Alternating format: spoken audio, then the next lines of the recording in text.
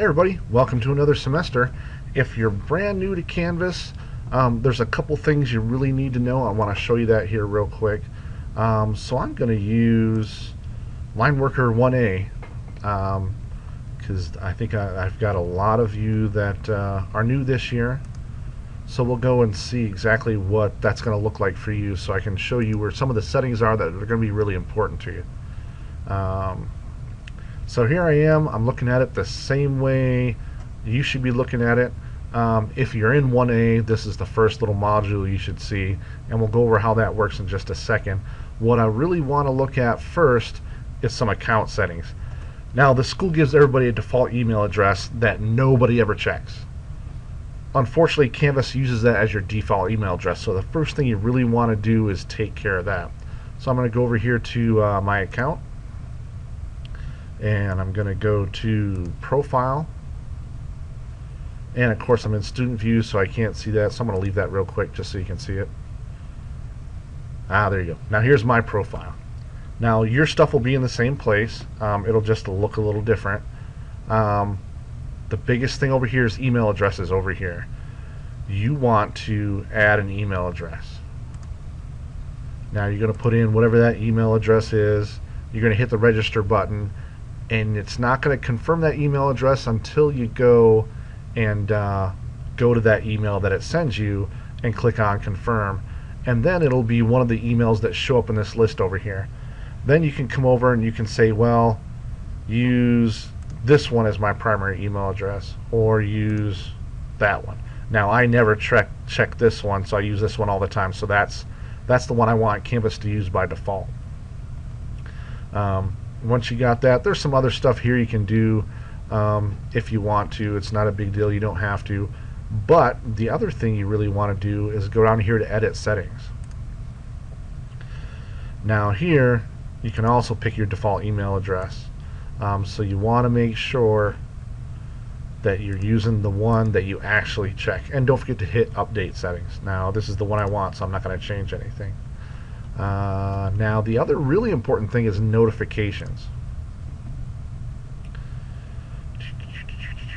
Now this is what's a bit different than what it has been in the past.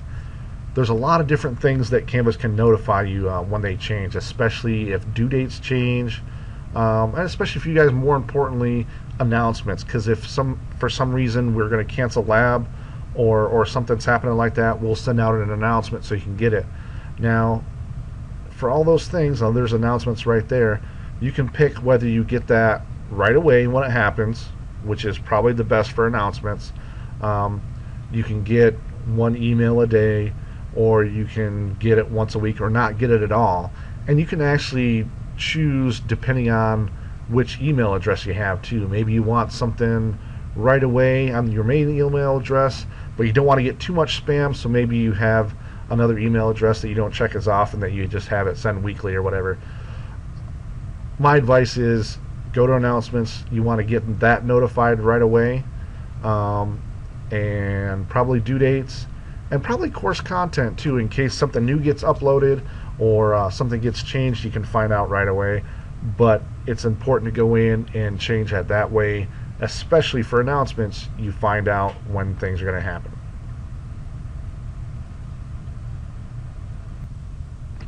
Okay, now I want to go in and just give you a brief overview of how Canvas works. Maybe you're in 1A, so you're a brand new apprentice, you haven't seen this before. Hopefully maybe you've gone through the pre-apprentice program, so you've already kind of seen Canvas. Or even for you guys that are maybe in one of the other apprenticeship programs, but you got grandfathered some hours, or you don't remember last semester at all, and you just need a little bit of refresher. I want to show you just basically how Canvas works. Now I'm already logged in, but I'm going to go out to my dashboard. Now obviously I have a lot more courses than you'll see, but I want to take you right from the very beginning so everybody knows how to get to the same place. So as usual, you got to wait a little bit for Canvas. It's not super fast. So here's your dashboard. This is what you should see when you first log in. Now I've got a bunch of stuff, so I'm just going to pick 1A, and we'll go through that. And I'm also going to go through here and go into student view for you so we can look at it the same way. As an administrator, I see things a little bit differently. so I don't want to have any confusion. So now we should both be looking at it the same way. Now the Canvas is all kind of organized in these modules. So you have this one little module that's got a bunch of stuff in it. You've got a title up here. Now for those of you who have taken some of these classes in the past, you'll notice usually the first module was Introduction to Canvas. Because Canvas looks a bit different this year, I just got rid of that, and that's why I'm making this video now. So you've got this module. Now every time you start off, you want to start off with the introduction in that module, and that'll get you started and let you know what's going on. Each module covers a specific topic, and some of these modules have a little video intro. I haven't gotten to all of them yet because there's a lot, but just gives you a brief overview of what this module is going to be, what you're going to be learning. Then you can just scroll down, hit the old next button. And when you get to this page, you've got a couple different things here. You've got the workbook, and you've got videos. Sometimes you'll have some extra reading, but not in every class and not in every module. But you should always at least have the workbook and the videos. So this workbook kind of follows along with the video, and you can either just click on it like that, and it'll let you just open it or save it. I'm going to open this real quick just so you can see.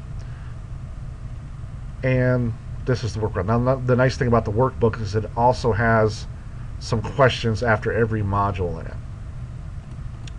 So the workbook kind of breaks it all out, and the video follows along with the workbook.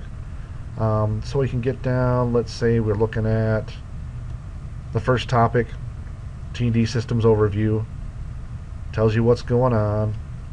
A lot of the same information the video has, but it's just another resource for you. But it has some questions at the end of each module, and you're going to want to go through those and make sure you can answer those.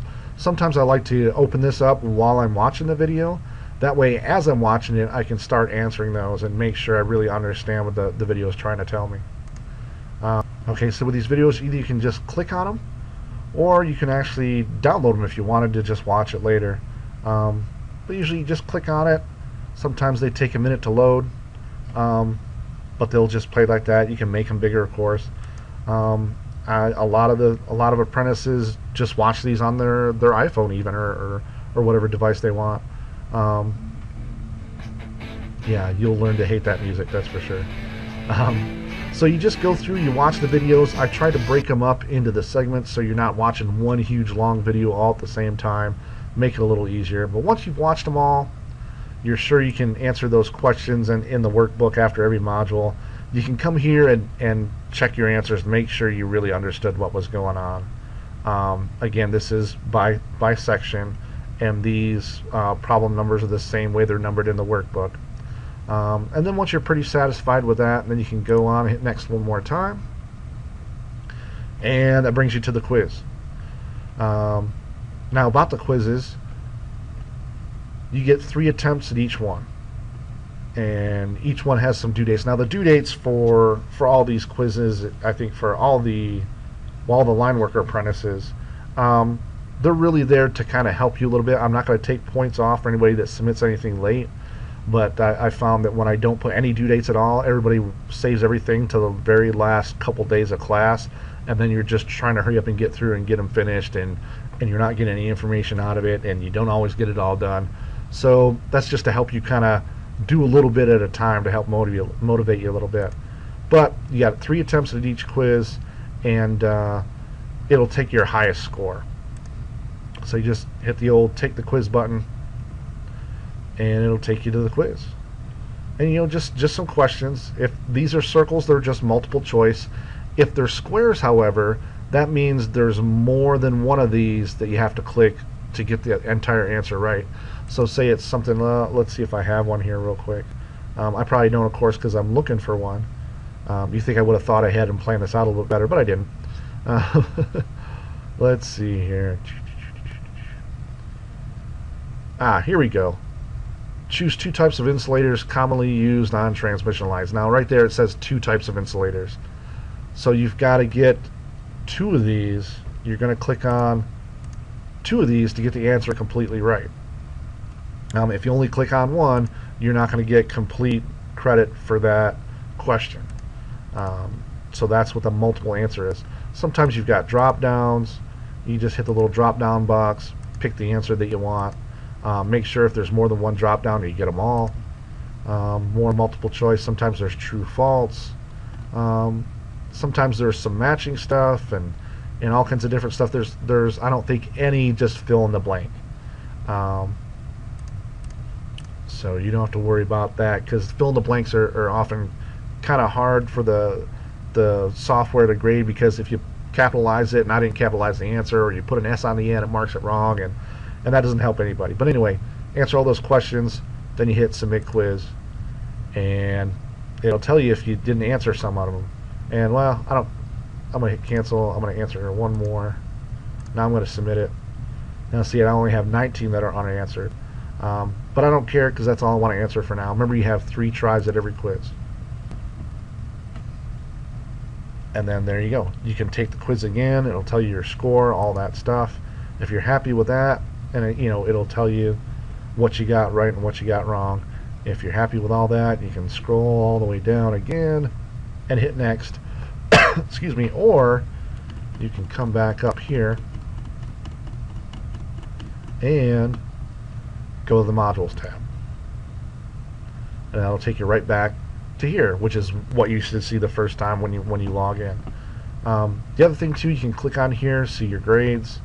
You can click on this and see the syllabus. What's nice about that is gives you some contact information for all the instructors, whether you're taking labs up here in Sandy or down in St. George, and of course my information, what this course is about, some stuff I have to tell you because that's what I got to tell you.